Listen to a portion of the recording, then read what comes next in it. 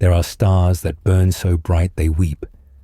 In the void beyond light, where dying suns whisper secrets to the dust, the remnants of Prospero drift like embers from a long-forgotten pyre.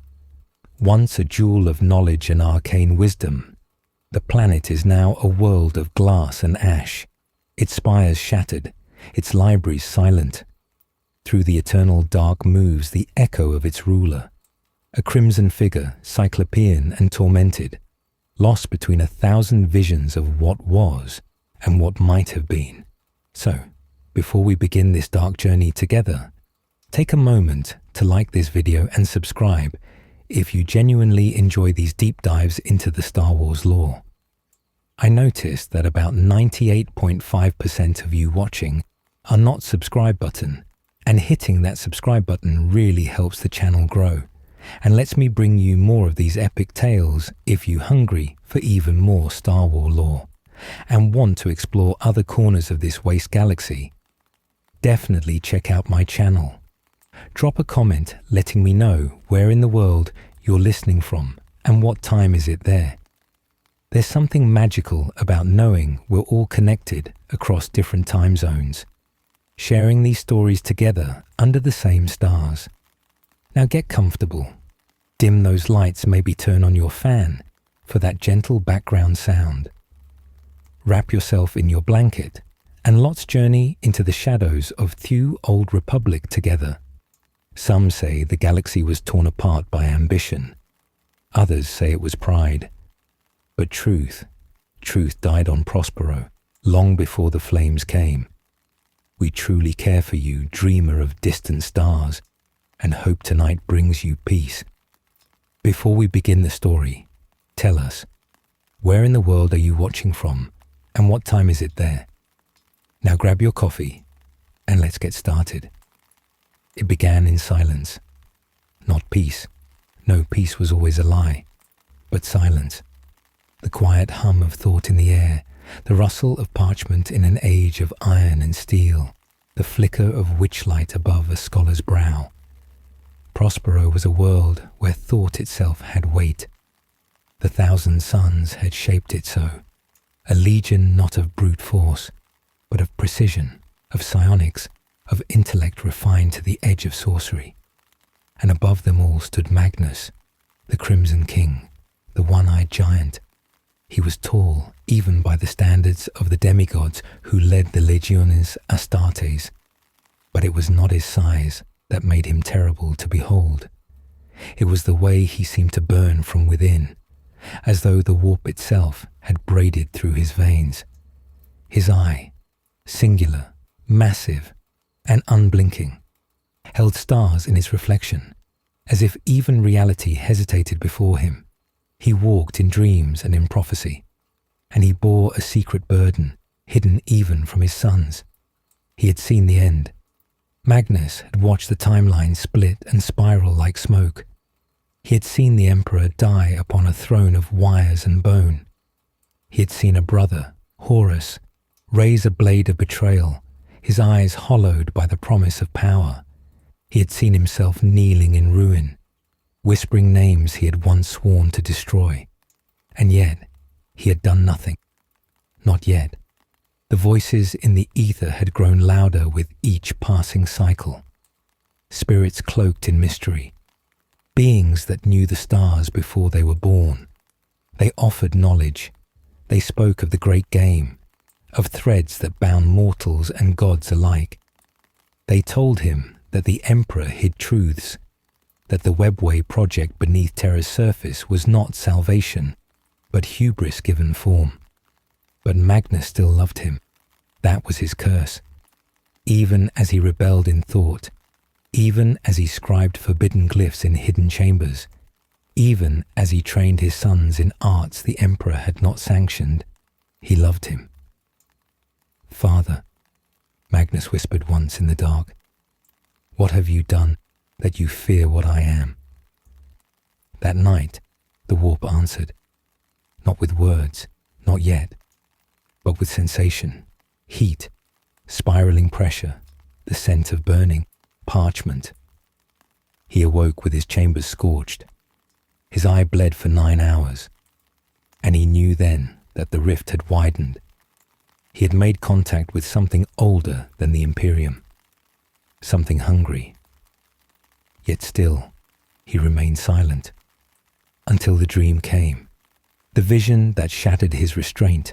He saw Horus, wreathed in false light, clothed in glory not his own, standing above the Emperor's broken form, holding aloft a mace carved from the bones of gods. The stars wept, terror burned. The great crusade ended not in triumph, but in madness.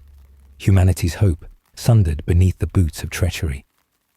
Magnus awoke screaming. This he could not ignore. He had to warn the Emperor. But how? The edict was clear. No unbidden psychic projection into the sanctum of terror. No breach of the Astronomicon. The Emperor's will was law. And yet, so too was fate. Magnus knew what it meant to break that law. He knew what it meant to violate the throne's sanctity. But he knew, more than that, what it meant to be silent. So he acted. He gathered his strength, seated himself in the center of the Athenaeum Nocturne, surrounded by endless shelves of forbidden lore. The warp curled around him like a serpent, its scales shimmering with temptation. His sons felt it. The planet felt it. The veil thinned. He reached out.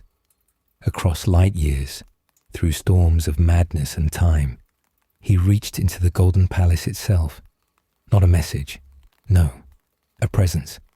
His mind burst through psychic wards designed to halt demons, and in that moment, the Emperor turned. Their eyes met, not in flesh, but in soul. "My son," the Emperor said. And Magnus saw it. Not love, not anger, but disappointment. The most terrible judgment of all. Then the breach exploded.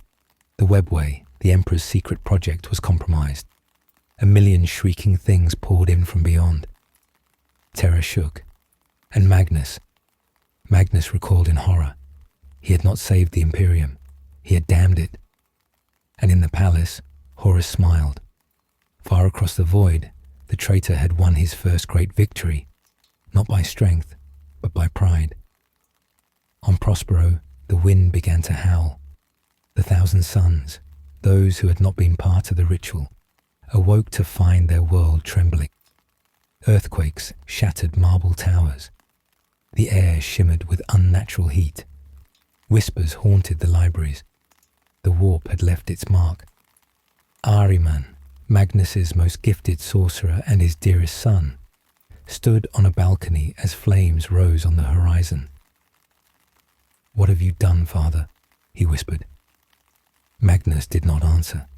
He stood within the central spire, his hand still outstretched, his eye burning. Tears ran down his cheek, not for the Emperor, nor for Prospero, but for himself.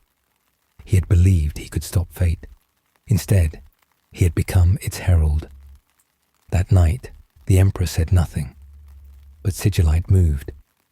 Edicts were drafted, plans were rewritten, the wolves were unleashed, and Magnus, who had once touched the stars with wonder, now waited in silence for the punishment he had earned, not with anger, not with resistance, but with sorrow. For in all his visions, he had never seen a future where love and obedience could live side by side. And so, he chose love, even if it killed him, even if it killed them all. On Prospero, silence was not an absence, but a presence. It moved between marble halls and shadowed cloisters like a cat, elegant, patient, and always watching. The Libraria of Tisca, heart of the 1,000 Suns' empire of thought, hummed with invisible frequencies, psychic resonance, the weight of memory, and something else, something whispering. Within the Hall of Echoes, vast and crystalline, the air shimmered like water. Books hovered in mid-air, chained by sigils and thought. Eldritch runes flickered across the ceiling, marking each passing hour with glyphs visible only to minds attuned to the great ocean. Here, the Thousand Sons were not merely warriors. They were curators of the infinite, keepers of forgotten names, oracles of paths not taken. And yet, even here, doubt had begun to fester. Ahriman, chief librarian of the 15th Legion, stood with his hands clasped behind his back, surveying the rows of silent scholars below. Red armored giants sat cross-legged before ancient tomes, their helms removed, their psychic auras pulsing faintly with concentration. It was beautiful, orderly, timeless, and it could not last. Since the breach, since the warning, the warp had stirred with unease. The Imperium swirled tighter, colder. The librarium itself groaned beneath the weight of what had passed. Some of the lesser psychers had begun to bleed from the eyes when reading. One acolyte had vanished entirely during meditation, leaving behind only a scorch mark and a single spinning feather. Ahriman exhaled slowly. His thoughts, normally sharp as a scalpel, were cloudy. The rubric was already forming in his mind, not as a spell, not yet, but as an idea, a necessity, something he dared not voice. Across the hall, footsteps echoed against the marble, calm, deliberate. It was Hathor Mart, his closest brother among the cults, robed in crimson and gold, staff in hand. "You are brooding again," Mart said, voice low and dry. "I've told you before, the statues do not answer." "They do," Ahriman replied, "just not in words." Mart followed his gaze. Across from them loomed a massive obsidian sculpture, 20 meters tall, depicting Magnus in his prime. His cyclopean eye gazed down upon the librarian with mournful pride. It had been carved during the height of the crusade, when hope still swelled in the chest of every legionnaire. "Magnus will answer when the time is right," Mart said. "He always does. He already has." Ahriman's voice hardened. He breached the throne world. He tore open the veil to warn the Emperor. And what was the result? Silence. Condemnation. The edict. Mart frowned. "You would have him do nothing." "I would have him fight," Ahriman whispered. "I would have him defend us." There it was. The thought he dared not say aloud. The Edict of Nicaea, pronounced in cold ceremony upon that distant marble world, had been the death knell of their purpose. The Emperor, once their patron of knowledge, had turned his face. No more sanctioned sorcery, no more psychic manipulation. The Thousand Sons had been publicly shamed, branded as dangerous heretics dressed in gold. And then Magnus had broken the law for love. Now they were alone. Mart was silent for a long moment, then said, "There are still those among us who believe the Emperor has a plan, that his anger is not hatred, but grief." Ahriman laughed. It was a bitter, hollow sound. "Faith is the armor of the weak, Mart. We were chosen because we were different. We think, we question, we understand. That is our strength, and it is why they fear us." Mart hesitated. "Then what would you do, brother? Turn against the Imperium? Join Horus?" "No," Ahriman snapped. "Horus is a traitor. I have seen what he becomes, fire and rot and madness. He walks a path of shadow, one even we must not tread. But I will not allow our legion to be consumed from within while the Imperium turns its back." He turned, and the psychic air thickened around him, shimmering faintly like heat waves. "Our brothers are already changing," he said, more quietly. "I can feel it. The flesh change has returned." Mart stiffened. "Are you certain?" "I am." The flesh change cursed mutation, the price of their tampering with the warp. A curse that twisted noble Astartes into writhing beasts of bone and horror. It had once plagued the Legion before Magnus tamed it through sheer will, but now, with the warp boiling around them, and the emperor's favor withdrawn, the curse returned, and Ahriman knew it would destroy them all. That night, within his private sanctum, a sphere of floating script and translucent crystal, Ahriman lit 13 candles made from sacred wax. He closed his eyes and reached into the warp, not to call upon demons, but to seek patterns. Knowledge. He saw fire, always fire. But he also saw possibility, the rubric. He did not yet know what form it would take, only that it would be a spell unlike any cast before, a ritual to bind the soul in place, to trap the essence of a warrior within the shell of his armor, freezing the mutations before they began. A cure, a prison, perhaps both. But he would need time, and Magnus, for all his silence, would not give it, not yet. Elsewhere, the Crimson King wandered the ruins of his great observatory. He no longer spoke to his sons. He rarely left his chambers, and when he did, his presence chilled the air around him. He walked as if listening to something far away, a voice only he could hear.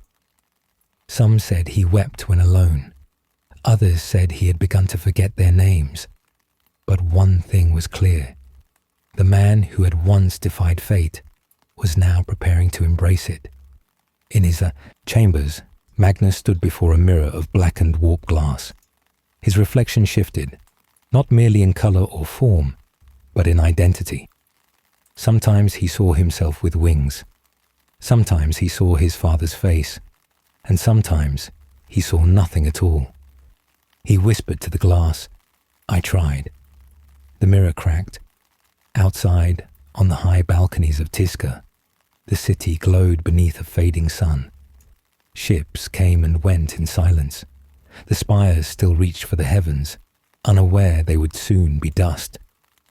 The thousand suns still practiced, still studied, still believed. But the whispers had begun. They moved through the librarium like wind through leaves. Some were the voices of the damned. Some were their own. And the warp listened. In the quiet hours before dawn, when even the warp held its breath, Magnus stood upon the pinnacle of ether glass and watched the stars weep. Prospero's sky, once vibrant with auroras and the glimmer of celestial orbits, now trembled beneath invisible tides. Warp winds swept across the higher spires. Beneath him, the towers of Tizca cast long shadows across the obsidian sea. But it was not beauty that held him in place. It was inevitability. For in the void, he had seen it again, Horus, wreathed in false glory, holding the galaxy hostage with a traitor's grin. The future was written, its ink soaked in blood, and yet still, Magnus hoped it might be changed. Hope, a cruel word for an immortal. Ahriman approached in silence, his psychic aura dimmed, his presence careful. He did not interrupt. For a long while the two said nothing. "They call it the Great Crusade," Magnus murmured, voice distant. "But it is built on ignorance. Half of our victories are over truths buried by fire." Ahriman nodded, though cautiously. Truth is dangerous. Magnus turned his single burning eye toward his son. So is silence. It was not the first time they had spoken of the visions, but this time felt different, urgent, heavy with consequence. "I saw it again," Magnus said. "I saw terror burn. I saw the throne shattered. I saw Horus above our father, blade dripping with light. I saw the end, Ahriman." "And what would you do?" Ahriman asked, though he already knew. "I would warn him." Ahriman hesitated. "The edict forbids it." Magnus laughed bitterly. "A throne of golden wires, a prison of silence, and still he commands the cosmos to kneel. The edict was fear, nothing more. Fear of what he could not control. But if I do nothing, Horus will rise." "You could send a message through channels," Ahriman offered, though his voice lacked conviction. There is no time, and no trust left. Magnus clenched a massive fist. I must go to him, not in flesh, in soul. I must breach the veil. Ahriman's breath caught in his throat. You would violate the sanctum of terror. I would save it. The decision was not made lightly. Magnus had held to the Emperor's dream with a devotion deeper than faith. He had built an entire culture of learning, of psychic mastery, of dignity in thought. But now that same dream was crumbling under the weight of its architect's silence. Magnus had to act, and in doing so, he would damn himself. In the depths of the Pyramid of Photep, beneath 20 layers of psychic wards, Magnus prepared the ritual. He summoned the senior officers of the Legion, Ahriman, Phocis Takar, Hathor Mat, Kalophis, and more. They formed a circle of power, each a fulcrum of psychic might. In the center, Magnus stood with arms outstretched, his armor gleaming with runes of forbidden origin. This is not treason, he said. This is truth. If we do nothing, we lose everything. Our father does not see the knife pressed to his throat. I will make him see.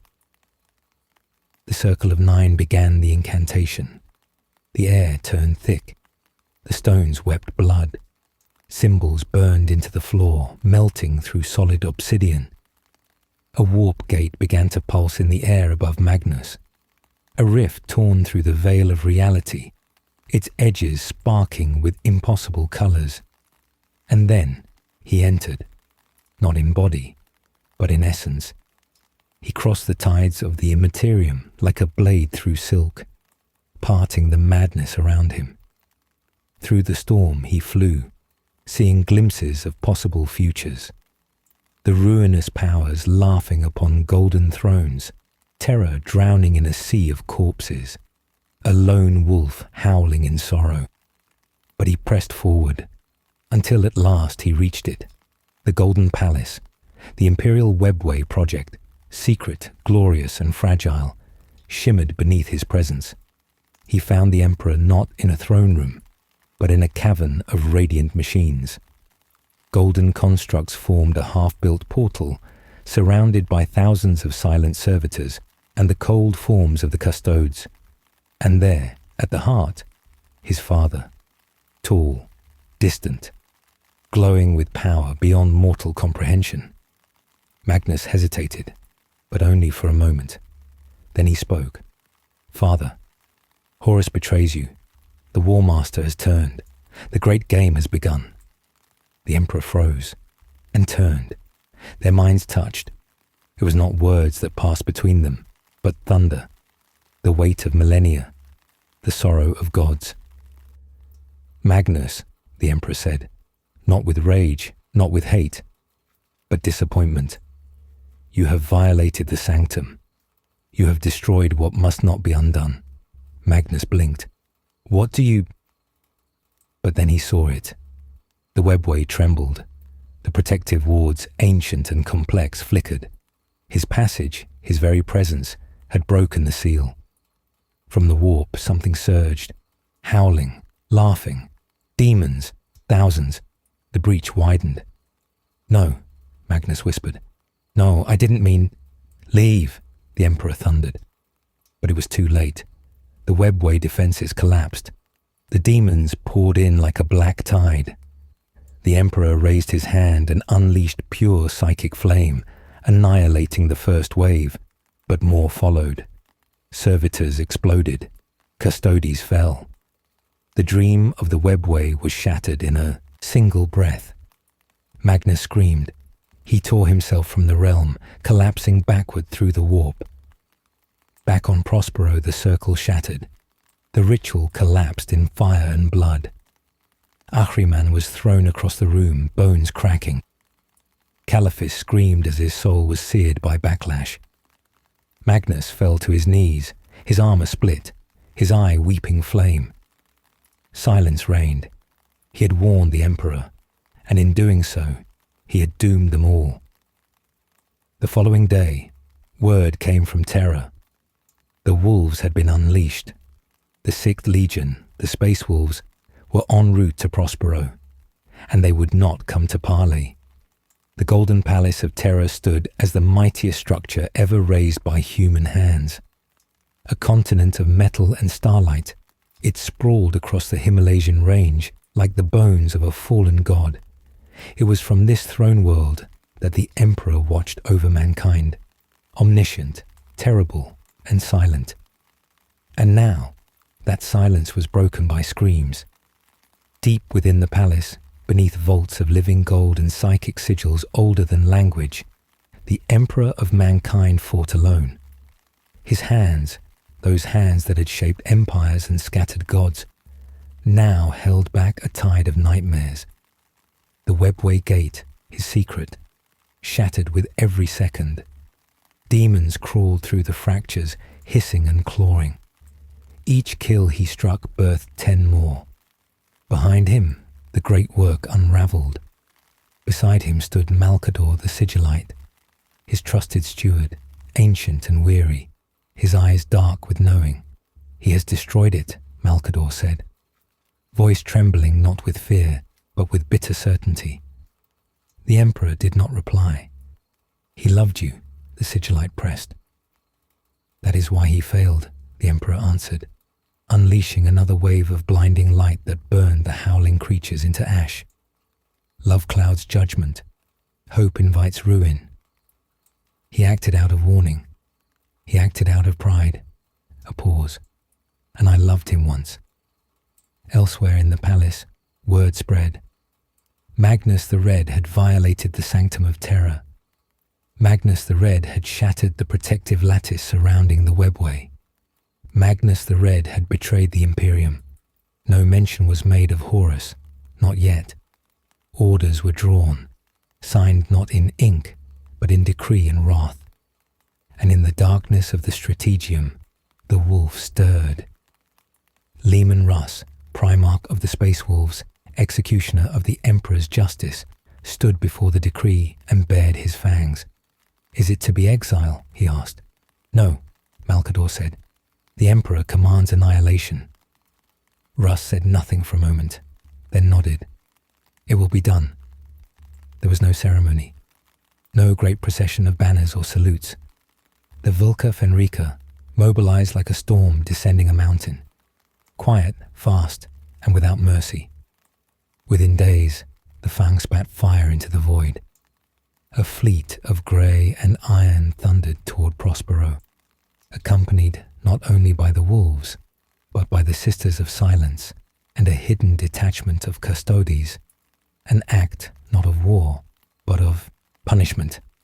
And still, on Prospero, there was silence. Magnus said nothing, not to his sons, not to his council, not to the legion that waited with bated breath. He merely returned to the observatory atop the pyramid of Photep and stared into the skies. Below him, the Thousand Suns prepared. Ahriman convened the cults. Warriors trained harder. The psychic wards were doubled. Yet Magnus issued no call to arms. He had spoken once, and it had broken the world. He would not speak again.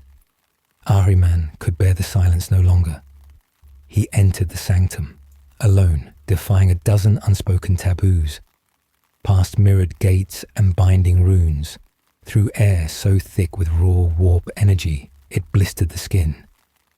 Magnus sat in the center, legs folded beneath him, his face cast in the glow of a floating sphere, an illusion of terror, now surrounded by crackling energy. You must say something, Ahriman said. They are afraid. Magnus did not look up. There is nothing to say. The wolves are coming, not to speak, not to arrest, to burn. I know. Then why do you do nothing? Magnus looked at him then. His eye was full of stars and sorrow. Because I have already damned us, he said. Any resistance now will be used to justify our extinction. Then we die quietly. No, Magnus said softly. We die rightly. Ahriman stepped back, stunned. Then you have abandoned us. I have protected you, Magnus said, rising to his feet. by keeping the warp at bay, by mastering the flesh change, by seeking knowledge so that you would not have to make the same mistakes. But I was wrong. My actions had brought only ruin. You warned the Emperor, Ahriman snapped. You did what no other dared. And in doing so, I broke the world. I have broken faith, broken laws, broken trust. The Emperor trusted me not to tamper with what I could not understand. Ahriman felt the words like a blade. So you will hand us to the wolves. I will not stop them. It was then that Ahriman understood. Magnus was not choosing cowardice. He was choosing atonement. And in that choice, he would let his sons die with dignity, a final punishment for sins that could not be unmade.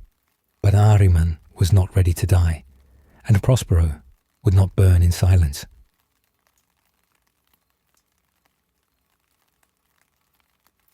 In the heart of the Fang, Lim and Russ stood aboard his flagship, the Hrafnkel, surrounded by warriors clad in grey pelts and frost-forged armour. Gary and Freaky, his twin wolves, padded at his sides. His axe, Frostblade Mjolnir, pulsed in time with his heartbeat. "We are not going to war," Russ growled. "We are going to judgment." A silence passed among his men. "They are not traitors," one said cautiously. "They are brothers." "No," Russ replied. "They were brothers. Now they are sorcerers." He hated this. Not the fight, never the fight, but the memory. Once he had called Magnus kin. Once they had shared laughter on the steppe, argued beneath foreign stars, debated fate and choice. But now he would tear him down. "Burn everything," he ordered, "but take his heart intact. The Emperor must have it." And the fleet pressed forward. On Prospero, the moons turned red. The 1,000 suns stood in their golden armour beneath skies that shimmered with approaching doom. Rubrici, sorcerers, aspirants, all gathered. Some prayed, some wept, some simply stood, eyes closed, waiting for the fire to fall. Ahriman stood at the highest balcony of the pyramid, wind tearing at his robes. His eyes glowed with unspent power. Magnus had left them to fate, but Ahriman would defy it. In the shadows of the librarium, a whisper began, a whisper of rubric, a whisper of salvation, and the warp listened. The sky over Prospero turned to flame. Not the metaphor of flame, not the poetry of red dusk, but true flame, descending from orbit in roaring plumes of white-hot annihilation. The fleet of the Space Wolves broke the heavens like a war cry made manifest. Drop pods, boarding torpedoes, thunderhawks, all fell together in perfect howling synchronization. There were no warnings, no calls for surrender, only impact. The City of Light died screaming. The alabaster towers of Tisca, once a marvel of psychic artistry and academic brilliance, were reduced to molten slag in moments. Libraries that had held 10,000 years of knowledge collapsed in fire. Statues crumbled.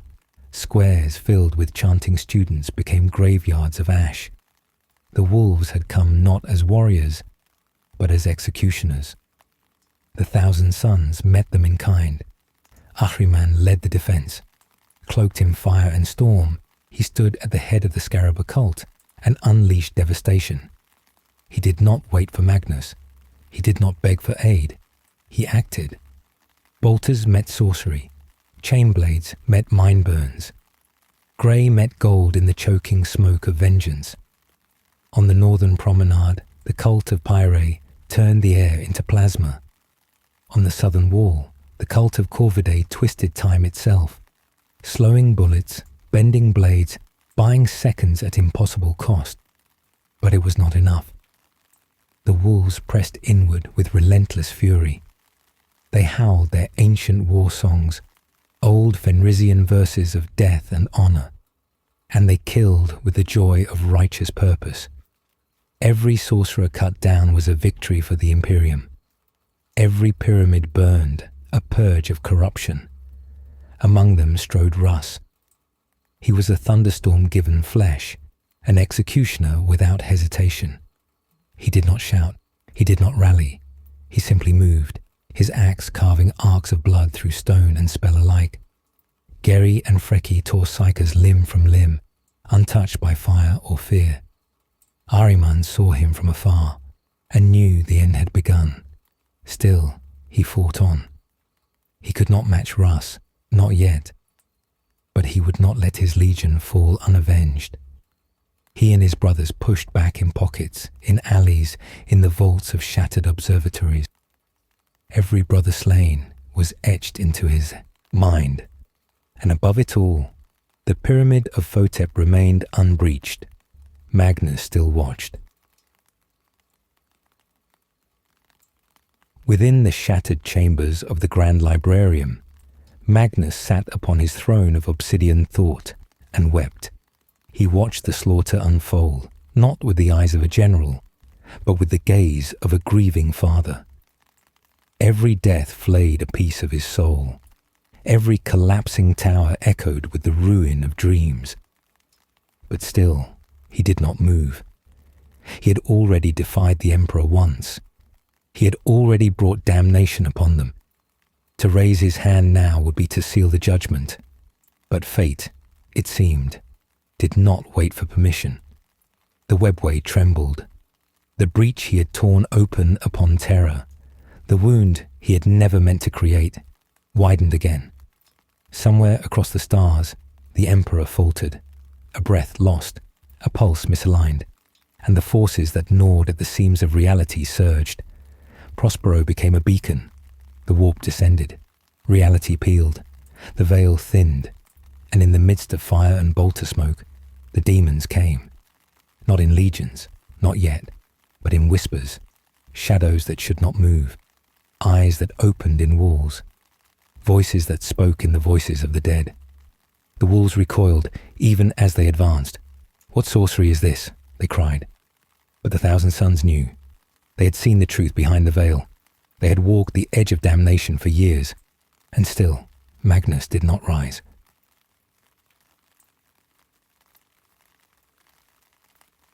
It was then that Ahriman acted. In the sanctum beneath the pyramid, where the air bled light and thought, he gathered the remaining sorcerers of the Legion. He drew the circle. He lit the sigils. He called upon the names of power he had long studied but never dared invoke. "This is forbidden," one said. "Everything is forbidden now," Ahriman replied. They stood at the edge of an idea: to bind the flesh, to fix the soul, to preserve the mind. The rubric. It was not a weapon of war. It was a salvation. A way to keep the minds of the Legion intact, to prevent the flesh change, to halt mutation, to make them whole, to make them dust, if need be. A sacrifice of body for the immortality of thought. They began. A storm of psychic force erupted from the heart of the city. A light too bright to see, a scream too vast to hear. And everywhere, the Legion changed. Some were preserved, their minds sharpened, focused. Power surged within them, controlled and cold. But others burned. Their flesh turned to ash. Their armor sealed shut. Their souls fused to dust and will. Statues of ceramite, unmoving, unliving, undying. The rubrici were born. Silent warriors, empty of speech, full of sorrow. Ahriman collapsed, drained, victorious and horrified. He had saved them and damned them. Outside, Russ stood before the gates of the pyramid. The city burned behind him. The Thousand Suns lay in ruins. The sky screamed with warp light. But here now, he had come for his brother. "Magnus!" he roared. The gates parted. Magnus stood alone. No guards, no spells, no armor, only sorrow. "You should not have come," Magnus said. "You should not have betrayed us," Russ replied. There was no more to say. They fought. It was a duel spoken of in hushed tones for 10,000 years. Fist met axe, spell met fang. They tore through time and space, through memory and flame. Brother against brother, God against God. Magnus fought not with anger, but with regret. Russ fought not with hate, but with duty. But duty wins wars. Russ struck the final blow. His axe cleaved through Magnus's spine. The Crimson King fell, blood and stardust pouring from his ruined form. But he did not die. At that moment, when his body failed, when his soul screamed, he cried out not to the Emperor, but to the warp. And the warp answered. With a scream that shook the stars, Magnus vanished, torn from reality, not killed, transformed. The pact was sealed. Prospero burned. The wolves departed. And the 1,000 sons, broken and dust-bound, drifted into exile. Their father lost, their world ruined, their names cursed. But Ahriman remembered, and Ahriman endured. The flames of Prospero smouldered for weeks after the space wolves departed. The great pyramids were broken ruins, cracked along ley lines and melted into slag. Ash coated every courtyard. Bones littered every stair. The once radiant city of light was now a graveyard, where silence reigned louder than thunder. But some remained. The rubrici, those twisted remnants of brotherhood and memory, still stood, unmoving, unfeeling.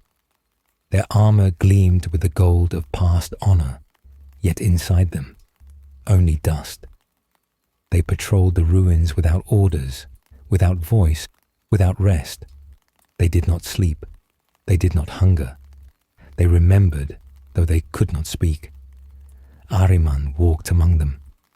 Cloaked in what little power he still possessed, he moved like a ghost through the blackened alleys of Tizca. Every shattered spire whispered accusation. Every breeze seemed to carry the names of his lost kin. He had saved them. He had destroyed them. No voice in the warp offered comfort. No sign from Magnus guided him. The silence of the Crimson King was total. He was alone now, surrounded by thousands, yet truly, completely alone. A handful of sorcerers survived the rubric. They had endured its shaping, their minds intact, their powers sharpened beyond imagining. But they were changed. The glow in their eyes was colder now. Their speech, more precise, as though every word carried unbearable weight. They met in the ruins of the Observatory of Mind, a cracked dome where once the stars of the entire segmentum had been mapped, a place where theories had once been tested in the air like prayers. Now it held only echoes. "I did not ask for this," muttered Menkora of the Pyre. "None of us did," Ahriman said. "You speak of preservation," hissed Kalophis of the Raptora. "But our brothers are tombs. They cannot feel. They cannot remember." "They are not dead," Ahriman replied. "They are not alive either," snapped the old sorcerer. Silence followed, deep and broken. The warp shifted above them. The sky of Prospero had never fully recovered. Even in stillness, auroras of unnatural light wove through the black. Sometimes faces flickered in those clouds, faces of the lost or the damned, or perhaps neither. In that sky, a storm gathered. The sorcerers felt it before they saw it.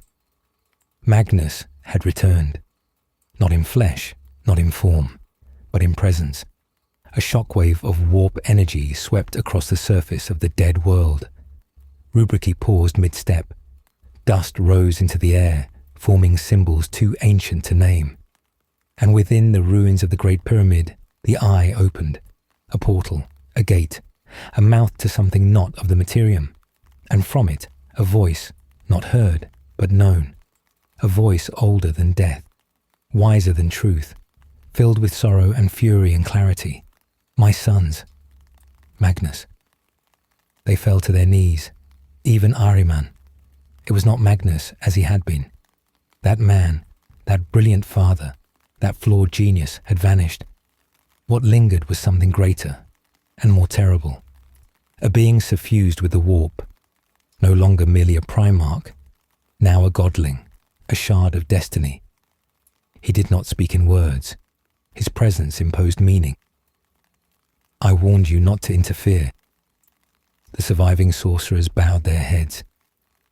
I watched as the wolves destroyed our home. I saw the price paid for my hubris. I felt the rubric tear my sons apart. I did what I had to, Ahriman said, trembling. You played with power beyond measure, Magnus answered, his voice shaking stars. I saved what I could.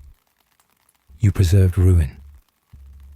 At that, Ahriman's eyes, burning blue, met the red blaze of the eye, and he asked the one question that had haunted him since Prospero fell. What would you have done, father? The silence that followed was eternal. Magnus withdrew, not in anger, not in forgiveness, but in distance. He turned from the broken world and vanished into the warp, into the embrace of something ancient and dark and divine. His path lay elsewhere now. His legion was his no longer. And so Ahriman stood. Prospero was dead. The legion was dust. Their father had become myth. Only one path remained. They gathered in what had once been the chamber of reflection, a hall built to hold meditation, not strategy, a place of peace. But now, as firelight danced on cracked marble, the surviving sorcerers came together to plan. Ahriman, still young compared to the others, stood at the center. This is not the end, he said. What is left to fight for? Muttered Caliphus. Not victory. Redemption laughter, bitter, brief, echoed in the ruin. Redemption? For what? We are cursed. Mutants. Heretics. The Imperium has damned us. The warp has twisted us. Our brothers are statues. They are not statues, Ahriman said, softly. They are waiting. For what? For us to fix this. He raised a scroll, burned at the edges, ink written in psychic flame. I have begun to trace the edges of the rubric, to understand it, to refine it. Menkora leaned forward. You want to cast it again? I want to perfect it, to undo it. And if we fail, then we keep trying. No one spoke for a long time. Then, finally, one by one, the others nodded. The fleet was assembled from wreckage, from scavenged hulls and captured vessels. The 1,000 Sons left Prospero not in triumph, but in exile. Not as warriors of the Imperium, nor as conquered slaves, but as something in between, a shattered legion, but not a broken one. They bore with them the rubricae, those silent monuments to memory. They bore scrolls and grimoires, sigils and hexes, relics and regrets. And in the heart of their flagship, Ahriman carved the words into steel. We are dust, but dust remembers. The galaxy would forget them, but they would not forget each other. And one day, Ahriman swore, they would undo the curse, even if it meant damning himself further, even if it meant facing gods, even if it meant walking alone into fire. Because in the ashes of Prospero, only one truth remained. Knowledge is never truly lost, and the sons of Magnus would never stop seeking it. Time in the Eye of Terror was not measured in heartbeats or solar orbits. It flowed like a dream, shifting, recursive and cruel. For the 1,000 Sons, it was both prison and promise. Years passed, centuries perhaps. The Imperium had no dominion here. And so, within the ever-changing warp storms, the fleet wandered, like ancient phantoms searching for a forgotten shore. Their quest was singular, to undo the rubric, to breathe memory back into statues, to restore the sons of Prospero who still marched, silent and hollow, across shattered decks and starless voids. Ahriman's obsession consumed him. His soul had grown quiet, yet his mind roared with endless theorems. He no longer dreamed of victory or vengeance. He dreamed of precision, of hexagrammatic corrections, of the one perfect glyph that might unpick the lock of fate. And so he sought knowledge not found in books, but in ruins. The first world was Uthizar, a dead planet spinning inside the madness of a warp rift. Once a city of psychers, now reduced to frozen statues mid-scream, crystalline corpses frozen by their own uncontrolled minds. Ahriman walked their streets, reading trauma in the ether like inscriptions on stone. He harvested echoes and soul splinters, storing them in containment spheres like bottled sorrow. Then came Nagrizen, where a shard of Tzinch's own mirror had fallen into the crust, warping time. Sorcerers aged backwards, while Rubrike collapsed into pools of unformed flesh. Here, Ahriman lost half his retinue and nearly his own body. Yet he extracted from it a moment of insight, a single note of truth, in an endless cosmic symphony. Still, it was not enough. Never enough. The rubric endured, and so they pressed on. Each voyage grew darker. The warp is not generous. It rewards seekers with illusions, burdens knowledge with madness. For every step forward, 2 minds were lost. Caliphis began to speak only in reversed tongues. Menkora fell into silence for a decade, believing his voice was cursed. Ahriman, too, changed. He forgot the sound of his own heartbeat. He began to see the world, not in light or shape, but in meanings. He could taste fear like spice on the air. He could hear destiny breathing in the spaces between syllables. He no longer mourned Prospero. He dissected it.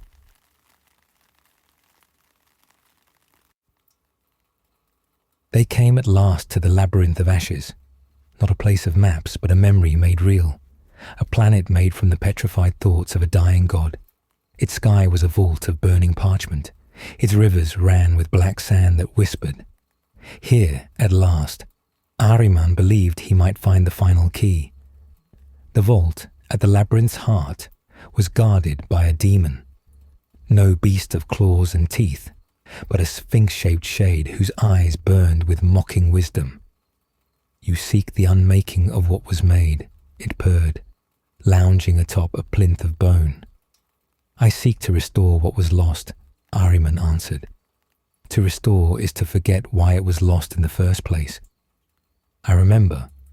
The demon tilted its head. Do you? It opened the way. Within, the vault spiraled downwards, impossibly deep. Time staggered. Memory faltered. Ahriman walked for what felt like decades. He saw his own death 1,000 times. He spoke with visions of his father. He saw Prospero burn again, and again, and again, each time slightly different. But at the bottom, there was a library, not of books, but of souls. Each tome was a person, each page a decision. Ahriman wept for the first time in centuries, not out of grief, but understanding. The rubric had not only bound his brothers into suits of armor, it had severed their threads from fate. The rubricae were unwritten, their stories amputated. They could not be healed, not by spell or ritual, until their narrative was restored.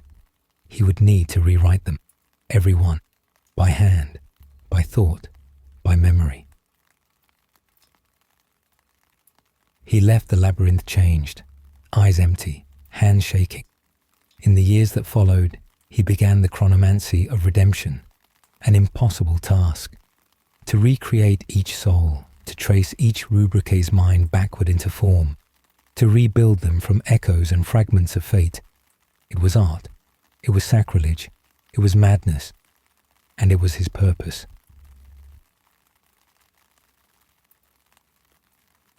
Not all agreed. Some of the surviving sorcerers had found comfort in the rubric. The silence of the Rubricae made them perfect soldiers, flawless, obedient, untainted by corruption or fear. They wanted conquest. They wanted revenge. They had grown into monsters wearing gold and crimson. "You seek to unmake our only perfection," hissed Phocis Takar, now more demon than man. "I seek to restore their voices. They are weapons now, beautiful weapons." They were brothers. Takar bared his teeth, and they are better now than they ever were. Ahriman left him in silence, but it was the first time since Prospero's fall that his own conviction shook. Not because he doubted the need to restore his legion, but because he feared that, by the time he succeeded, there would be no legion left to restore. Only him, and 1,000 suits of armor filled with dust. In the silence of his chamber, Ahriman wrote. He used no ink, only light. Each scroll was a memory rebuilt, each name etched in burning script. He whispered their names, those long lost. He told their stories back to the warp. Ramos, who laughed at midnight. Ezekiel, who sang to the stars.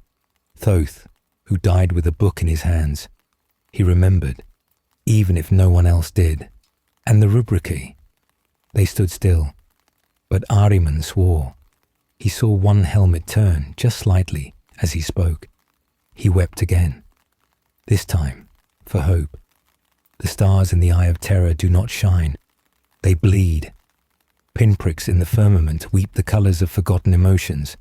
Turquoise regret, crimson yearning, gold-laced madness. Here, in this impossible place, Ahriman built a sanctum of impossible hope. It had no walls, only the echoes of names. Each day, or what passed for day in the warp, he worked upon his codex of souls, a library of flame and thought, stitched together from grief and faith. He named each Rubricae anew, breathing fragments of memory back into the armored husks, but the ritual, the true reversal, remained elusive. One thing was missing, and Ahriman knew what it was. He would need to pay a price.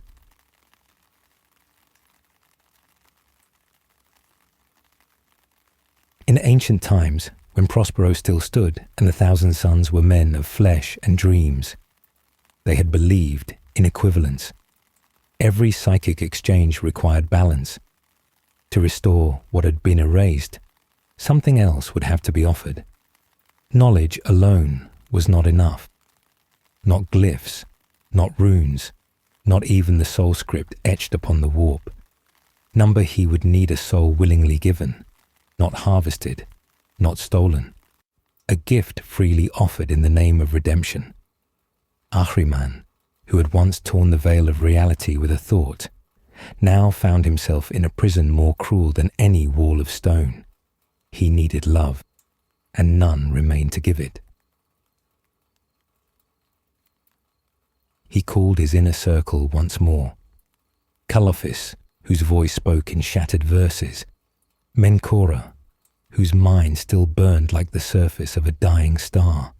Athith Seranis, the pale archivist, who had not blinked in 400 years. You ask us to feel, Athith Seranis whispered, flickering in and out of visibility. I ask for what was once ours, Ahriman replied. They do not feel, said Calophis, nodding toward the Rubricae lining the chamber. They obey. It is their perfection. But it was never meant to be forever, Ahriman said softly. They are weapons. They are brothers. A silence fell, heavy as a tomb. Then Menkora, ever the most silent, stepped forward and removed his gauntlet. His hand was half crystal, half bone, and wholly trembling. I will give what you ask, he said. Ahriman stared. You will offer your soul. I will remember one of them, Menkora said. Truly, not just as data or battle form, but as he was. Who? Menkora's eyes shone with memory. Zulhet, he said. He saved me during the burning of the Athenaeum. He sang as the towers fell. I remember the sound of it. And with that, Ahriman began.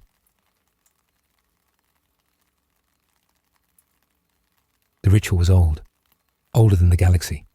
It was first spoken by a civilization that never had mouths. It was drawn in a circle with thoughts instead of lines. He built it from fragments, some gleaned from the vaults of the labyrinth, others stolen from Tintian shrines, others still torn from the living minds of lesser demons who screamed as their knowledge was taken. The ritual demanded fire, yes, but more than that, it demanded truth, and truth, in the warp, was death. The circle ignited in blue and violet. A rubrique stepped forward, Zulhet, silent, still, bound in fate-wrought gold.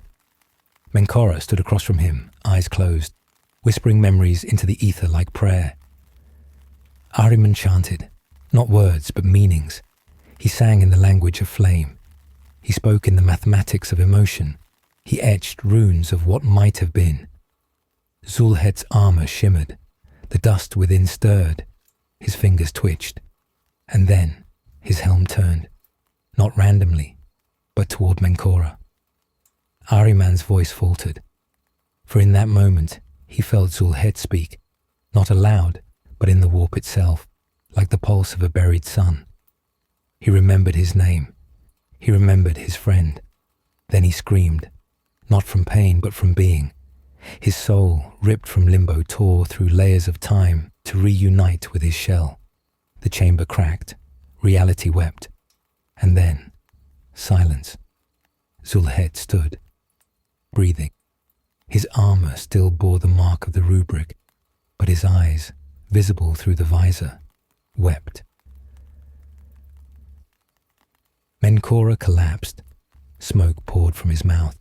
His soul flickered like a candle snuffed in high wind. Ahriman rushed to him. The old sorcerer smiled. I remembered, he whispered, and then his body fell inward, unwritten by the price he had paid. Gone, not slain, but given. The ritual worked, but only barely. One brother restored, at the cost of another.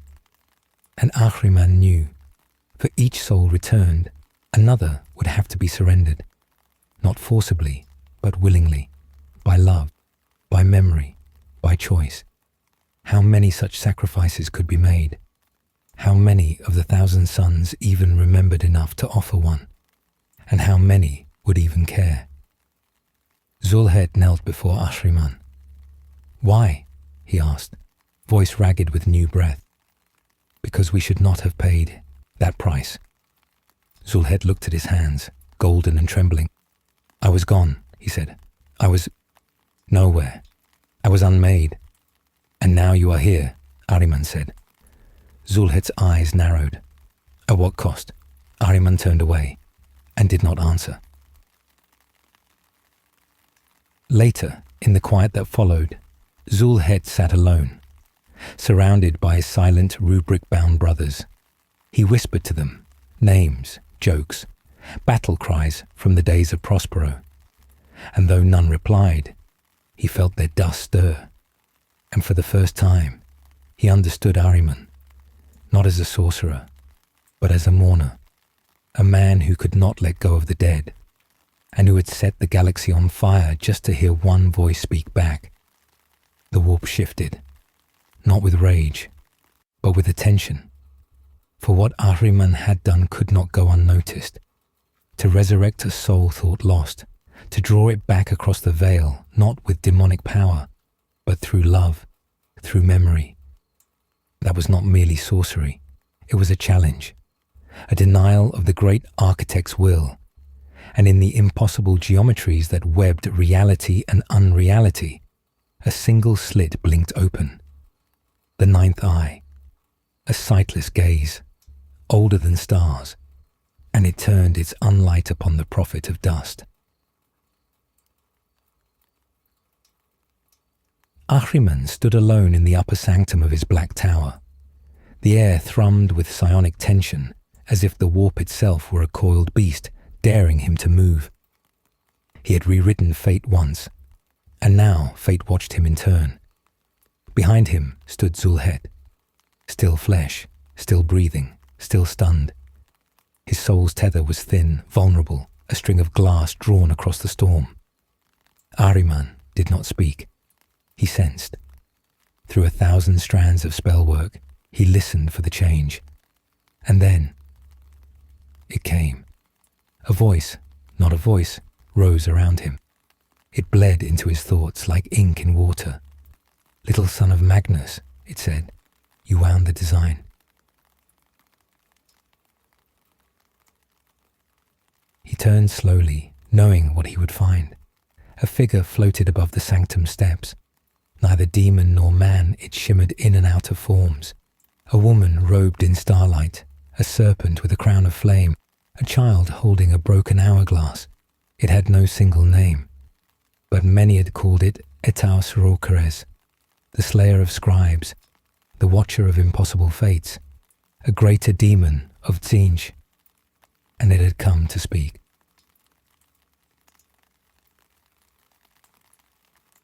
"You have interfered," it said. Its many mouths did not move, yet its voice coiled in Ahriman's brain like silk made of knives. "I corrected a mistake," Ahriman replied. "There are no mistakes, only design. And you have broken the symmetry." "Symmetry," he echoed bitterly. "They were brothers, not glyphs." The demon laughed. It sounded like a library collapsing into fire. "You speak of love like it is a weapon." "It is," Ahriman whispered, "and it is stronger than you." A pause, and then anger. The demon's body twisted, doubling upon itself. Eyes bloomed across its form like ulcers. "You seek to undo the rubric. You think you can unmake your penance, but you do not understand the rubric at all. Then show me." And the room shattered. Reality cracked, not with force but with knowing. The sanctum was gone, the warp was gone. He stood now within Prospero, not its ashes, but the living city, restored in impossible memory. He walked its libraries once more. He heard the laughter of his brothers. He saw Magnus, radiant, whole, weeping as he read the stars. He saw himself, young, still Amun student, still idealistic, still foolish. He saw them all. And then, fire. Thousands of futures burned across his vision. One where the rubric was never cast, and mutation consumed them. One where Magnus never sought forbidden truths, and the 1,000 sons died unnamed in some forgotten crusade. One where nothing was salvaged, and their legacy became dust beneath ultramarine boots. He saw futures where they had no future, and only one where their name endured. The rubric, not a curse, a salvation, but salvation with a price. Ahriman dropped to his knees. His soul was burning, not from guilt, but from the weight of truth. The rubric had not damned them. It had preserved them. Even in dust they endured. But in trying to undo it, he was breaking the only strand that held them together. "Then what am I?" he gasped. "You are the counterweight," said the demon. "You are the balance, and you must choose." "Choose what?" "To remember them as they are, or to destroy what remains to grasp of what was lost." Ahriman turned. Behind him, Zulhet watched, quiet, eyes wide, hands trembling. The first soul restored, the first brother remembered, and if Ahriman chose wrong, he would not be the last soul restored. He would be the first soul lost again. He stood. The vision faded. The sanctum returned, but he was changed. He looked up at Etaus Raukeres, unafraid. "I will continue the ritual," he said. The demon tilted its head. "And pay the price?" "I will be the price if I must." The demon considered, and then it laughed. "Then the ninth eye will remain open," it whispered, "and you will not know whether it watches in judgment or admiration." With that, it vanished, and the warp screamed in silence. Later, when all was still, Zulhet approached him. "You saw it, didn't you?" he asked. "Yes," Ahriman replied. "I saw Prospero. And I saw what we were and what we could never be again." Zulhet nodded slowly. "Then why do you continue?" Ahriman turned toward the great window of his tower. Stars swam in unnatural tides. The eye of terror pulsed beyond them. "Because we are not dust," he said. "We are memory held in flame. We are echoes, and echoes, when bound together, become song."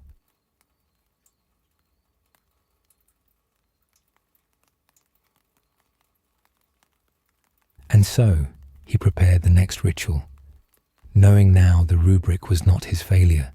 It was his beginning. Time passed strangely upon the planet of sorcerers. The sun did not rise. The moons did not fall. There was only the constant shimmer of warp light and the endless echo of voices long dead, trapped between skeins of reality.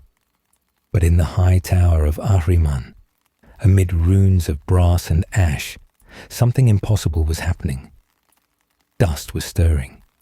Memory, forgotten for 10,000 years, was unfolding in the hollow shells of rubric marines.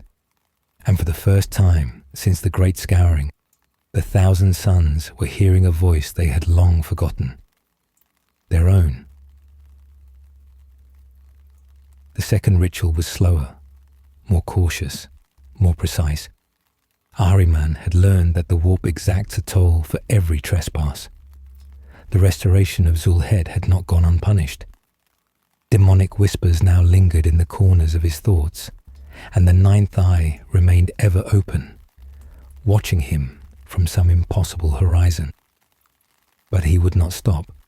He could not. Zulhed now stood beside him, more than a memory, less than a man. His essence was cracked, unstable, but whole. Each day he remembered more of who he had been. The lectures of Magnus, the scent of burning parchment, the taste of battle over the skies of Aurum Secundus, and he wept to remember.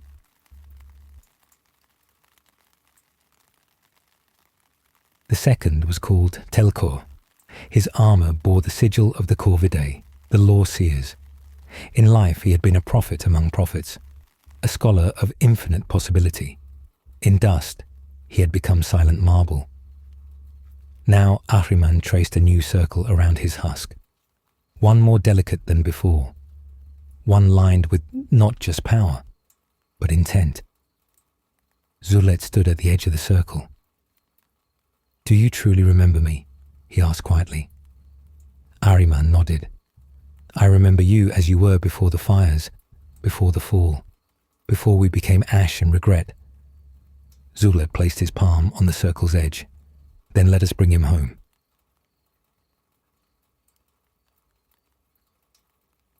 The ritual began. Warp light flickered. Candles burned with no flame. Incense laced with crushed ether glass drifted in spirals toward the ceiling. The circle thrummed with power, and runes danced across Telkor's blackened breastplate. For a long moment, nothing. And then, a sound, a whisper, not from lips, from within. Telkor's helm turned slightly. His gauntlet twitched. He inhaled and breathed.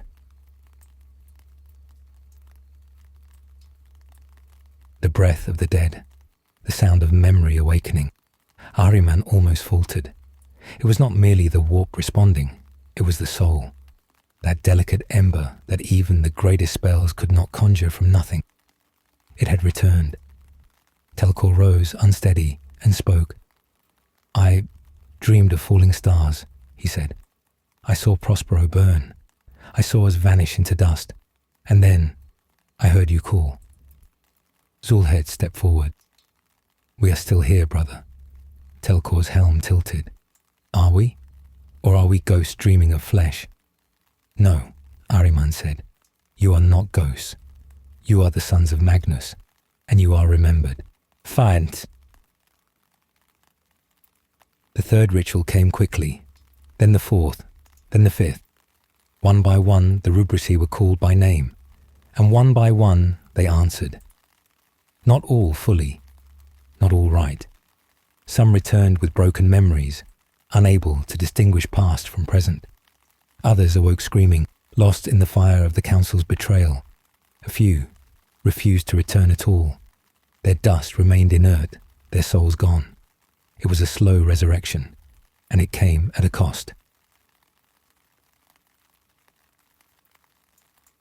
Ahriman began to feel the weight.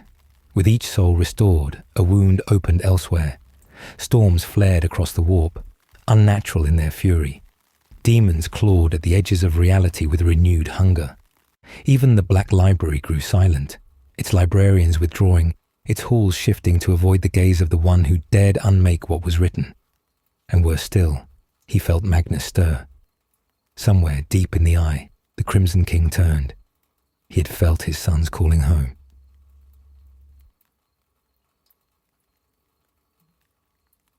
One night, as Ahriman sat alone in the sanctum, staring at the silver bowl that contained his own fractured reflection, Zulhet approached. "You haven't slept in days," he said. "Sleep is for the dying," Ahriman replied. "And we are not dying, we are awakening." Zulhet frowned. "Or unraveling. Is that what you believe?" Zulhet hesitated. "I believe in you, but I also believe in the warp, and the warp never gives freely." Ahriman met his gaze. "Then let it come for me, but not for them."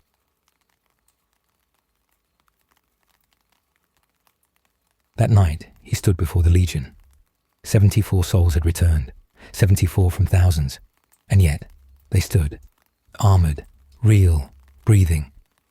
They remembered their names, their brotherhood, their cause. Ahriman looked upon them and saw hope. Hope not for salvation, but for continuity. The rubric had not been undone, but now it had meaning. He stepped forward, robes sweeping the dust. "We are the sons of Prospero," he said. "We are not lost. We are changing, becoming more than what fate allowed." Telkor raised his voice. "Are we the same men we were?" "No," Ahriman answered. "We are more. We are proof that memory is stronger than ruin." The chamber shook. Far above, the ninth eye blinked again, but this time it did not judge. It observed, and perhaps it respected. Down in the vaults below the sanctum, sealed behind 1,000 spells, one figure remained untouched. A sarcophagus wrapped in gold and warded in burning runes. A name etched in grief. Menkora, the one Ahriman dared not try. Not yet, but soon. He placed his hand on the cold metal and whispered, "Soon, brother. I remember you." The eye of Magnus burned upon the void. No longer merely a symbol, no longer simply a starry wound in the sky. It pulsed with intention. It had seen what Ahriman had done. It had felt the ripple of souls re-knitting across the warp streams. It had remembered. Magnus the Red, the Crimson King, was not blind. He stirred in his crystal sanctum, halfway between divinity and decay, upon the impossible cliffs of the Tower of the Cyclops. His form was ever shifting, ever beautiful, ever monstrous. Wings of ether curled around him like thoughts made manifest. A single blazing eye regarded the galaxy, and narrowed. His sons were waking, and he had not permitted it. Below, the sons of Prospero trained in silence, no longer dust, no longer empty. The rubricae restored by Ahriman moved with the grace of warriors lost to time. They sparred without speaking, save for the clash of blade and bolt. Memory returned to them in fragments, but those fragments became rhythm, instinct, purpose. Each blow they struck was an act of rebellion against the curse. Each parry was defiance made real. Telkor taught them how to see again, how to move in concert. Zulhed guided them through the ancient meditations of Prospero, ones taught by Magnus himself. Their unity grew, but so did their unease. They could feel their father watching, and he was not pleased.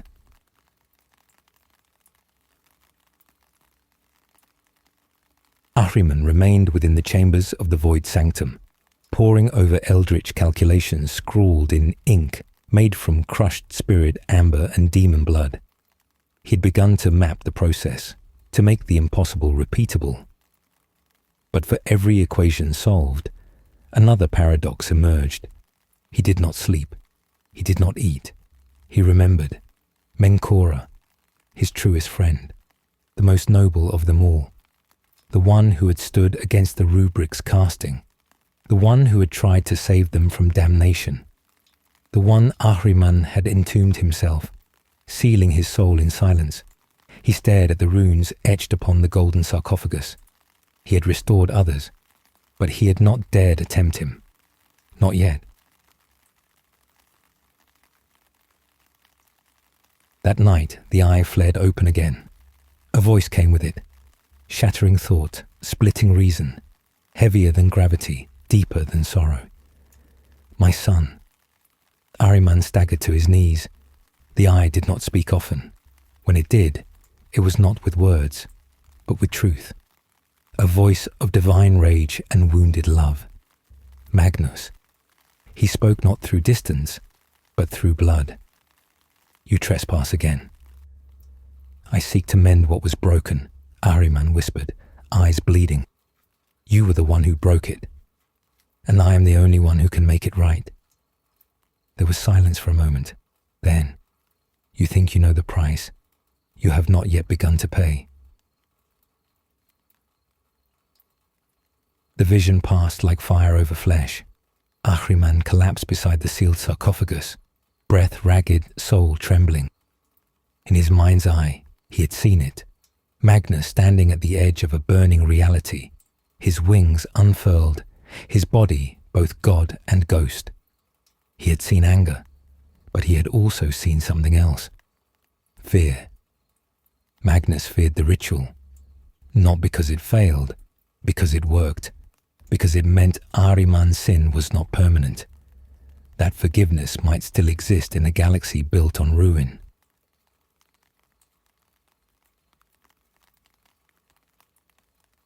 In the days that followed, the warp stirred violently. Demons began to bleed through cracks in the sanctum's outer wards. Some whispered Ahriman's name in voices of children. Others howled for Zulhet and Telkor by their true names, trying to lure them back into dust. The restored warriors stood vigil. Where once they were silent sentinels of ash, now they fought as blades reborn. Their power was not what it had been, but their will burned brighter than before. They stood in defiance of fate, and fate does not forgive. Zulhet found Ahriman again at the sarcophagus. You've looked at it for weeks, he said softly. What are you waiting for? Permission, Ahriman replied. From whom? From the only man who ever truly believed in me. Then hear it now, Zulhet said. He would want to return, not to forgive you, but to finish what we began. Ahriman looked up, eyes hollow. He would hate me. Let him, said Zulhet. Let him hate you with words, not silence. Let him be alive to do it. The circle was drawn, different from the others, more complex, more dangerous. This time, the warp pulled back. It resisted. Ahriman cut deeper than before. His palm bled black light. The runes around the sarcophagus cracked with raw pressure.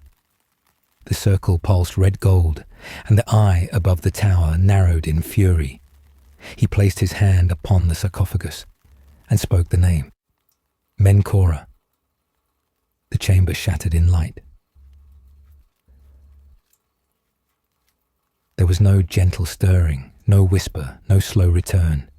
Menkora roared, his soul ignited like a storm trapped in a bottle. He broke the sarcophagus from within, armor burning, helm cracking. His form was unstable, his voice pure wrath. Ahriman. The walls trembled. Zulhet moved forward, but Ahriman raised a hand. Let him speak. Menkara stepped from the ashes of his tomb. His gaze burned. You damned us all, he said. "And now you try to undo it." "Yes," Ahriman whispered, "because I could not live with what I did." "You are what you did." "I know." They stared at one another, not as sorcerer and ghost, but as brothers. Menkora did not strike him. He did not forgive him either. He simply turned and walked into the training hall where the others sparred. Without a word, he took up a blade and joined them. And with that act, Ahriman wept for the first time in centuries. In the sky above, the eye closed, not in peace but in thought, for Magnus now knew something terrible. The rubric had failed to kill hope, and hope, once born, never dies quietly. The tower of the Cyclops stood trembling. The very bones of the Black Tower groaned beneath the weight of converging futures, each one spiraling from a single decision, a single defiance. Ahriman had restored the irreparable. He had broken the logic of the rubric. He had unchained the past from death. And Magnus, the Red, was coming, not in dream, not in whisper, but in flesh. The suns gathered in silence. Their numbers had grown. 42 rubricae restored, memories reknit, names remembered after 10,000 years. They were not whole. Their minds were patchwork, their powers uncertain, but they stood together, as they had not since Prospero burned. Zulhed spoke softly. "He will arrive by fire." Menkara nodded. "He will seek Ahriman first. He always does." "What do we do?" Telkor asked. Menkara looked at the others, then at the wards above them, flickering with strain. "We don't fight him," he said. "We remind him what he was."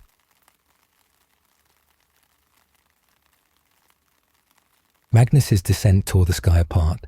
The eye of Magnus opened fully, raw warp energy spilling like blood over the void. Time warped, gravity bled, light screamed, and then the Crimson King stepped through, a god figure 20 meters tall, crowned in a halo of fractured suns and psychic fire. His wings shadowed the tower. His face was agony refined into beauty. He did not speak. He descended, and with each step the tower died a little more. Ahriman stood alone at the center of the sanctum.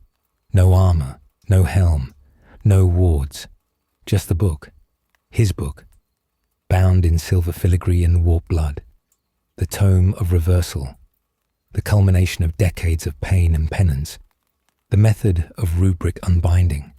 He did not lift it. He merely stood before it, waiting, and Magnus came. "My son," Magnus whispered, voice like collapsing stars. Ahriman knelt, not in submission, but in recognition. "Father." Magnus moved around him, slow and serpentine. His wings shimmered with screaming souls. His gaze bore into the runes, into Ahriman's mind, into every memory the sorcerer had tried to forget. "You broke my law." "Yes." "You tampered with fate." "Yes." "You brought back what should remain dead." "They were never dead," Ahriman said quietly, only silenced. Magnus circled the tome. "You don't understand what you've done," he said. "The rubric was not only a curse, it was a cage. It holds back something worse, something buried within us. If the bindings break, that thing will rise." Ahriman looked up. "Then we will face it, together." Magnus flinched. Once, long ago, they had spoken like this, before betrayal, before burning, before the 1,000 suns fractured into dust and demon. "You still believe in we?" Magnus asked. "I believe in them," Ahriman said, gesturing to the warriors gathering behind the veil of light. "And so did you. Once." The rubrici stepped into the chamber, unhelmed, unmasked, their faces worn, scarred, reborn. Menkora at their head, still smouldering from his rebirth. He met Magnus's gaze, not as a son kneeling, but as a warrior standing tall. "We are not weapons," he said. "We are brothers." Magnus's wings quivered. "You speak of bonds, yet it was he who broke them." "I did," Ahriman said, "but now I am mending them." The Crimson King trembled, not from rage, but from memory. Prospero, the great libraries, the laughter of initiates, the smell of parchment and psalms. The moment his sons first called him father, he looked at them, at the souls returned from ash, and he saw something terrifying: forgiveness.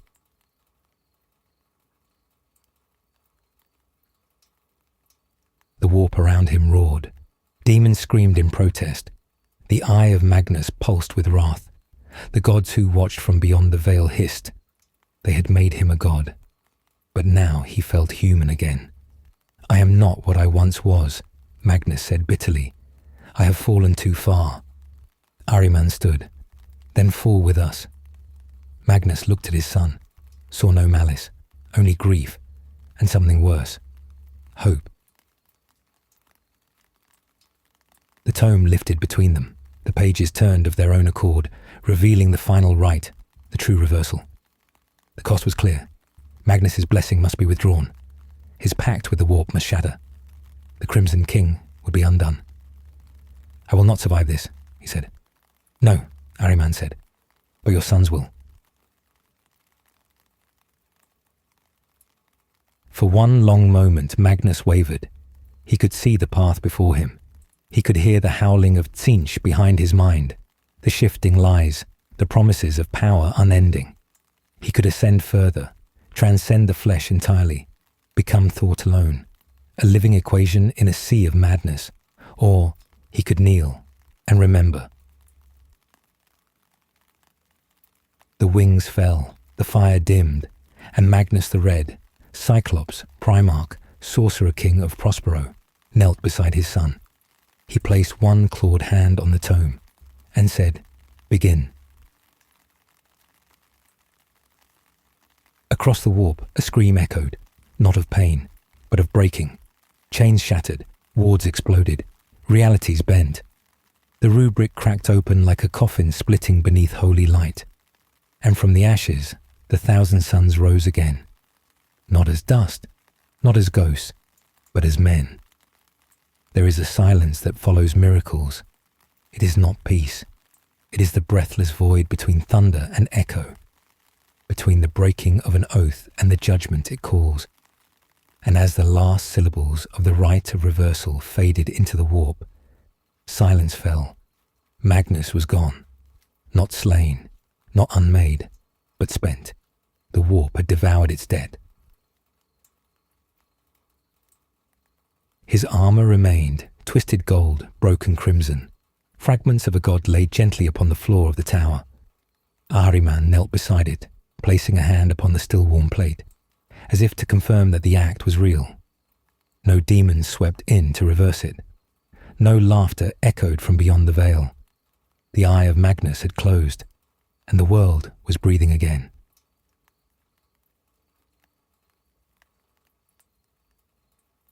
Menkora was the first to speak. What now? His voice did not crackle with dust. His throat was not caked with warp ash. He breathed, slow and unsure, like a child seeing dawn for the first time. Others followed. Zulhit, Telkor, Ortiz. Each one emerged not just with restored form, but with weight.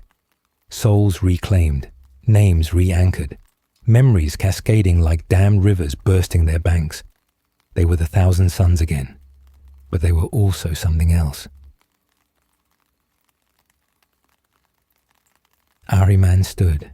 His eyes glowed faintly, not with warp fire, but with something gentler. He no longer wore his helm. His face was older now, lines etched deep from the burden of time, but his gaze was clear. No longer did it burn with obsession. It ached with understanding. "I have not undone the rubric," he said quietly. "I have rewritten it." The sons listened. "I did not return us to what we were. That was never possible. What we were, burned with Prospero. But I have given back choice. We are no longer frozen in dust or shackled by flame. We are free. Telkor approached. Does that mean we are no longer bound to Tzeentch? Ahriman's gaze dropped. Number that bond was sealed long ago, but it is fainter now, dimmed by Magnus's sacrifice. The architect still watches, but for the first time in millennia, we are not his instruments. We are merely his problem. A faint smile flickered. Zulhet barked a laugh. Menkara did not laugh. He stared at the broken armor. We have been given a gift, he said, but gifts from the warp always have claws. What price remains, Ahriman? Ahriman looked to the far horizon. Already ripples were forming in the Imperium, realities folding in anger. The gods do not forgive defiance. They catalogue it. He turned back to his brothers. We must leave the tower, leave the planet of the sorcerers. A silence fell again, this one heavier. Leave? Ortiz asked. But this is our fortress, our sanctuary. No, Ahriman said. It was our prison. He stepped toward the outer balcony. Through the shimmering veil of warp light, the stars looked unfamiliar, distant, cold, inviting. We must scatter, hide, regrow. We have been given a second beginning. We must not waste it. The sun stared at him. Some nodded, others trembled. Many had known only silence and servitude since the heresy. To live again was to fear again, but also to hope. Menkora laid a hand on Ahriman's shoulder. Where will you go? Ahriman did not answer immediately. Instead, he looked down at the tome. The ritual had burned its pages. Only the cover remained, silver etched with a new rune, not of reversal, but of mercy. I do not know, he said. I have never known. Hours passed. The tower began to collapse, not with violence, but with release. The spells that held it aloft unraveled. The cyclopean structure crumbled into elegant ruin. Its black stones sang as they fell, returning to the sands of the planet of the sorcerers. The sons watched in reverent silence. They did not stop it.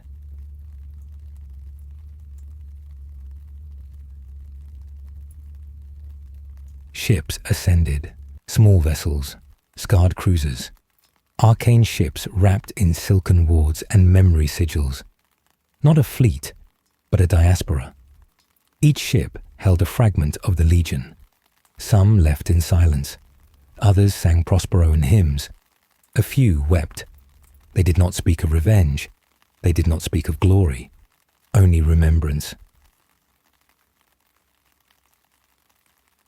Ahriman boarded last. His vessel was simple, void-dark, rune-scarred, solitary.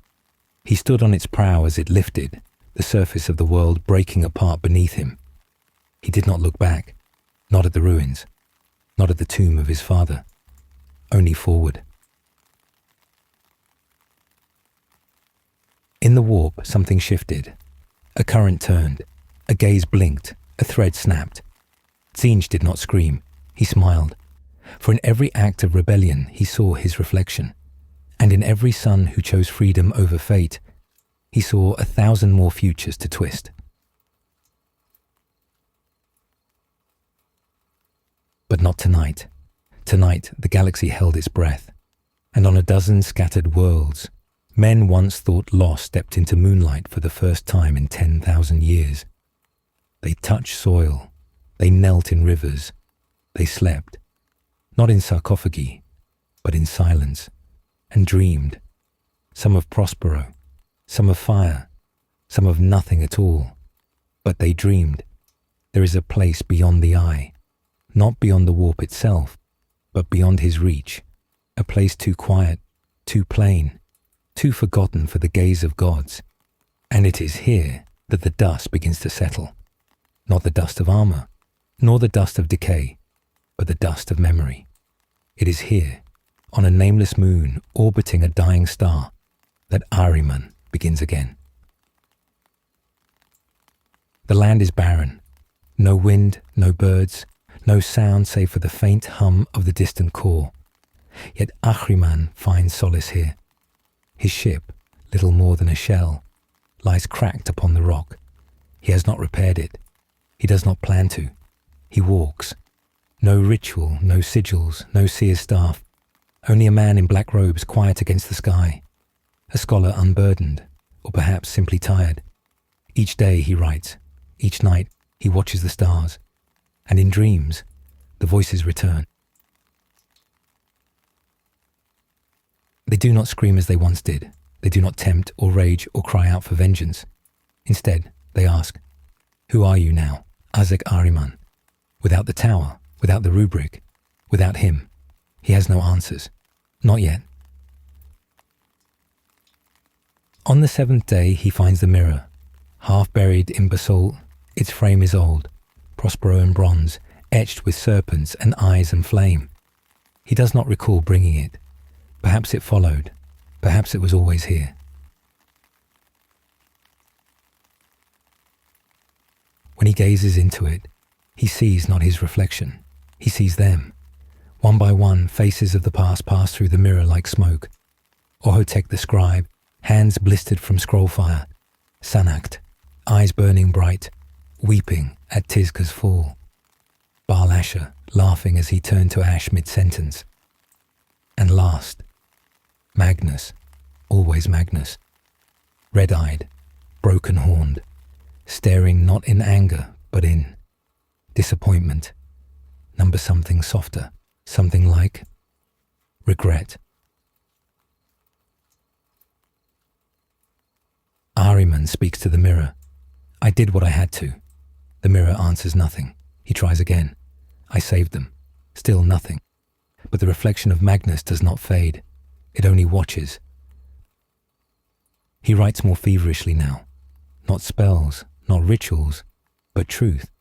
He chronicles every act, every lie, every broken promise he made in the name of salvation. From the days before the heresy to the rubric itself and the ritual that undid it.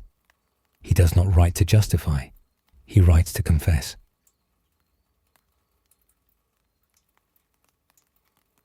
He does not know who will read it. Perhaps no one. Perhaps it will be buried in dust, forgotten like all things in this place.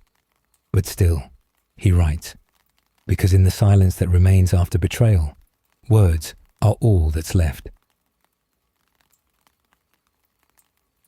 On the 13th night, a storm comes, not of wind, but of warp. The moon groans beneath its weight. A fracture opens in the sky, not large, but familiar. A portal wrought in hues of screaming violet and cobalt.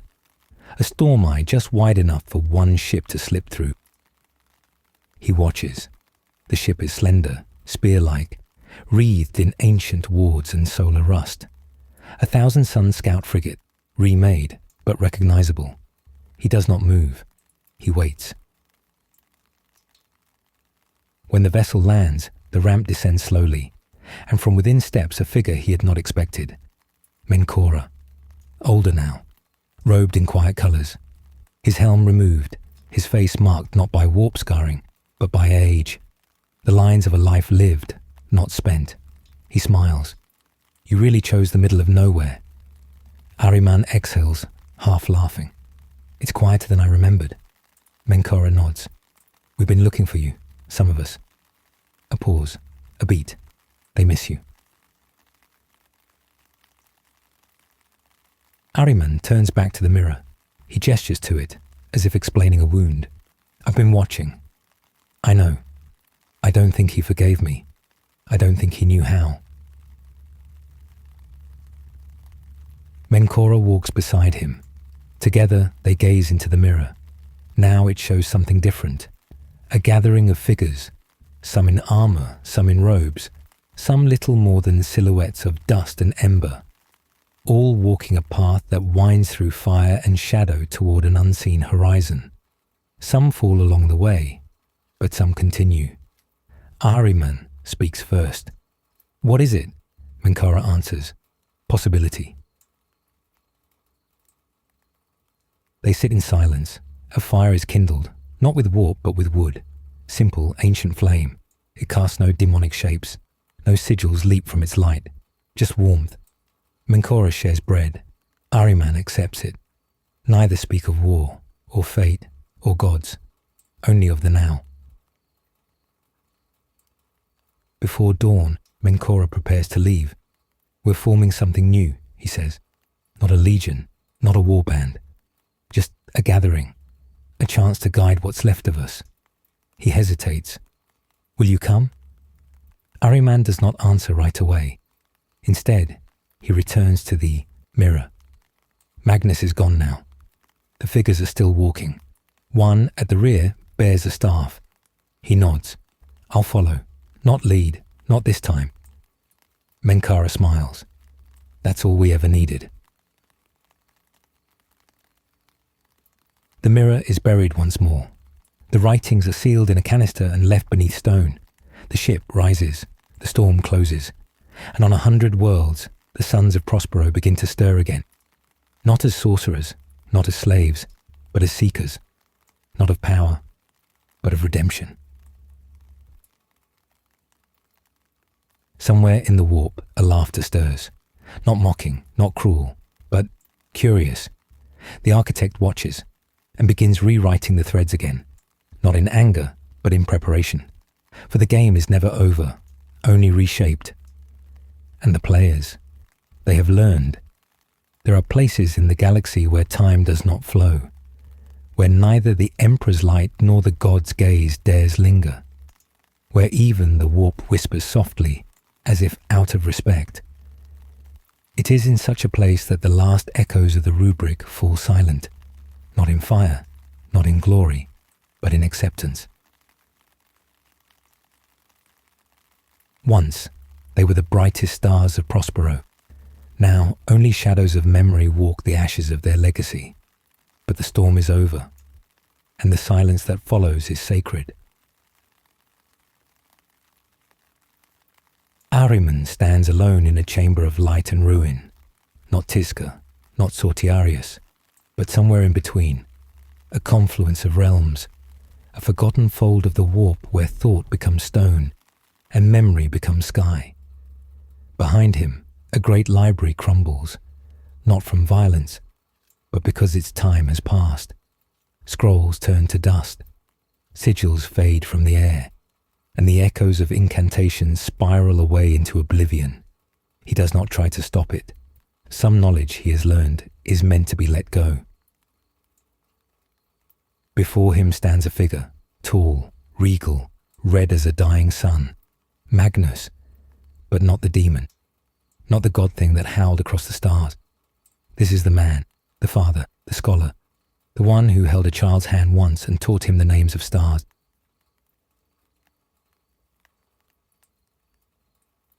Ahriman lowers his gaze. I'm sorry. The words are not ritual. They are not defense. They are simply the truth. I tried to save us. I tried to fix what you wouldn't. Magnus does not speak. Instead, he lifts his hand, and on the air something forms. Not a curse, not a spell, but a memory.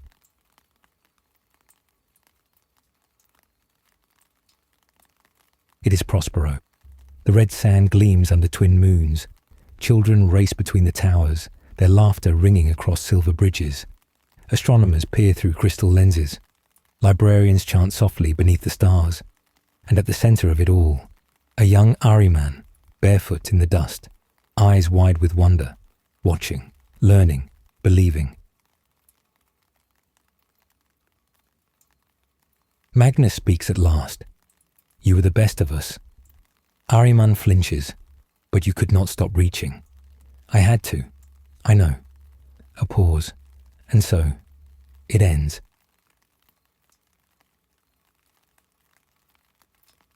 The vision fades.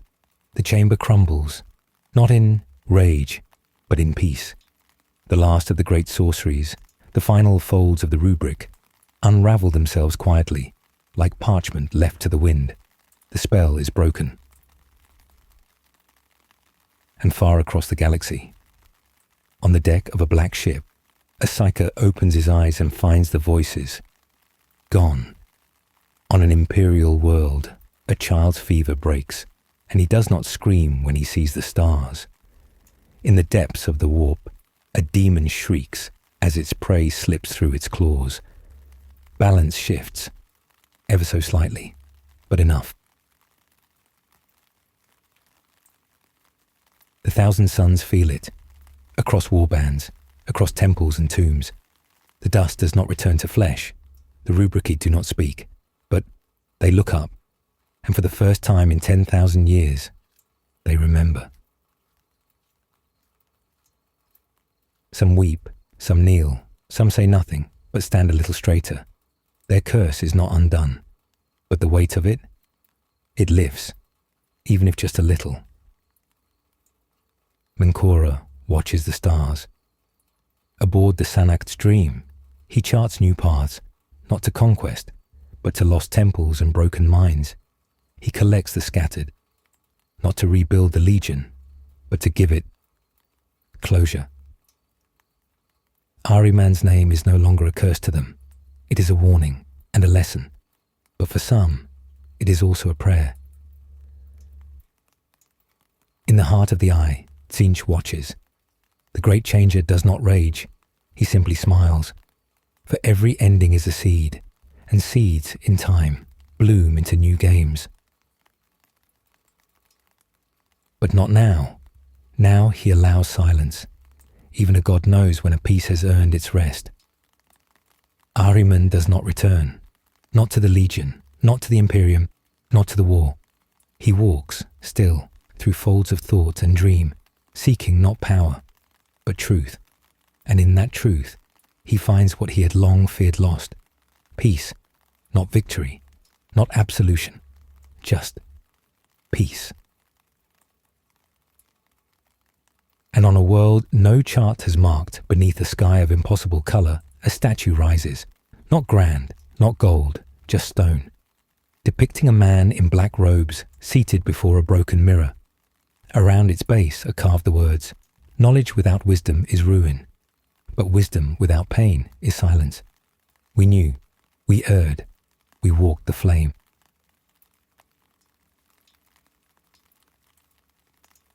And in the quiet corners of the galaxy, when psychers dream, they sometimes see a tower in the sand, a boy reading by candlelight, a red giant weeping in the dark.